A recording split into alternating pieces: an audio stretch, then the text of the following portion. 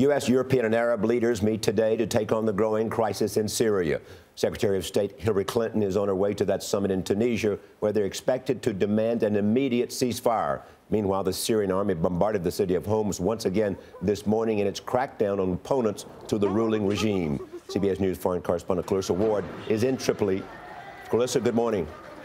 Good morning, Charlie. So what do they expect can come out of this?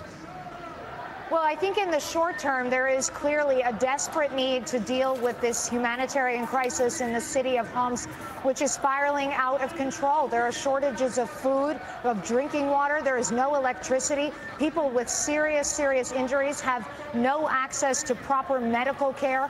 So in the short term, everybody is really hoping for some kind of a temporary ceasefire to be pushed through so that aid can be brought in and so that the wounded can be taken out of those hardest hit areas. Is the Assad regime prepared for a ceasefire? It's impossible to know exactly what is going on in the minds of the Assad regime. Certainly, I think the Russians will have a very strong role to play in any kind of ceasefire negotiation. They're one of the few countries in the world that seem to really have the Assad regime's ear. So their input will certainly be very important in all this. Clarissa, there have been stronger statements now from the diplomatic community as well. French President Nicolas Sarkozy talking about the journalists who were killed, basically saying they were targeted and those who did it will have to pay for it. How do statements like that add to the pressure on the regime? Will it help?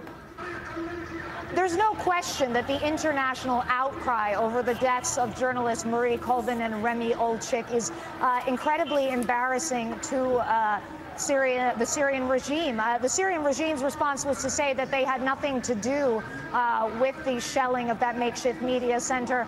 They also denied that those journalists were targeted in any way. And the three Western journalists who were injured in the attack, they simply asked them to present themselves to authorities so that they could get the proper accreditation to be reporting in Syria. At this stage, efforts still ongoing to try to get those three Western journalists who have been injured out of Homs and out of the country. The French ambassador expected to arrive in Damascus today to push those negotiations forward.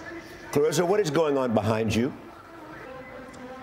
There are 15,000 Syrian refugees currently living in Lebanon. You can see behind me a small grouping of them. They've taken to the square today to protest the atrocities that are going on inside Syria. They want the international community and they want especially those leaders in Tunis to pay attention and to do something to help with this desperate situation.